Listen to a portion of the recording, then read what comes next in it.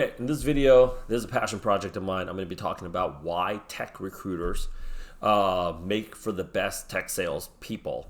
And the reason for that is there's actually a lot of overlap between tech recruiting and tech sales. In tech recruiting, and I'm talking very specifically, this could apply to internal recruiters, but I'm going to direct this video more towards tech recruiters that work at an IT staffing agency.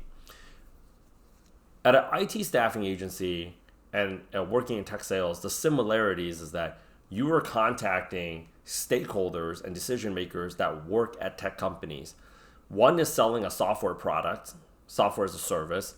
One is selling a technology professional to a company to get placement. When you are selling placements in tech, the problem is you got to sell the job on the candidate, and you got to sell the candidate on the job. I know this because I came from that background. It's very hard because you're essentially playing like a matchmaking service, but with tech professionals. And it's very hard to find companies that are willing to shell out money for as a hiring fee to hire people these days.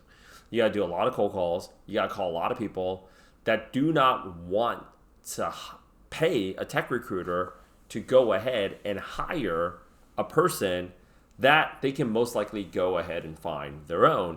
The only real value that a technology recruiter, a tech recruiter offers to a company is if they have a very urgent hire, and that's because somebody left, or a company that just got funding and they don't have a recruiter in-house.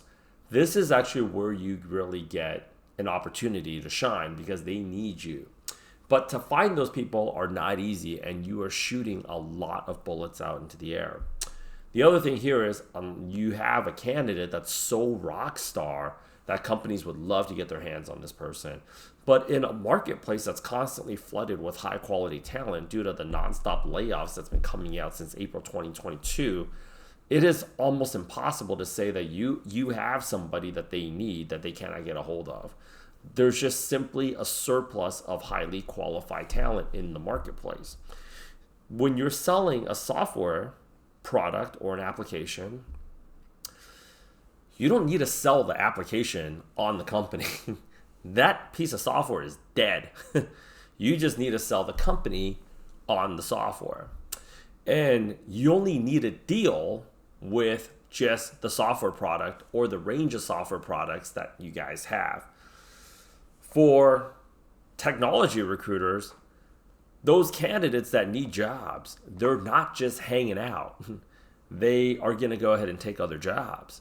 Those companies that you work with could also go out of business, or worse, they also have a very difficult time sometimes paying up on time or paying up in full. And where does that really leave you? What I found working in tech recruiting for 3 years, although I don't regret it, and it's given me all the tools that I needed to start various successful businesses, is that most of the time when you're working in tech recruiting, it's just an extremely toxic work environment, and you already know that from the turnover rate. And this is why a lot of people go into internal recruiting. You know, I used to, like, every Thursday and Friday, I used to shoot the shit with my coworkers, like, what are we going to do? Because we didn't want to do tech recruiting anymore. And this was like people that weren't doing well were looking for new jobs. But even people that, what really shocked me and got me to start looking beyond tech recruiting was the people that were doing very well. They were also wondering what they were going to do next, because constantly hitting your quota every single quarter after quarter, it's just not sustainable. I didn't ever meet any tech recruiter, there's never a tech recruiter that I've ever met that felt like they were okay.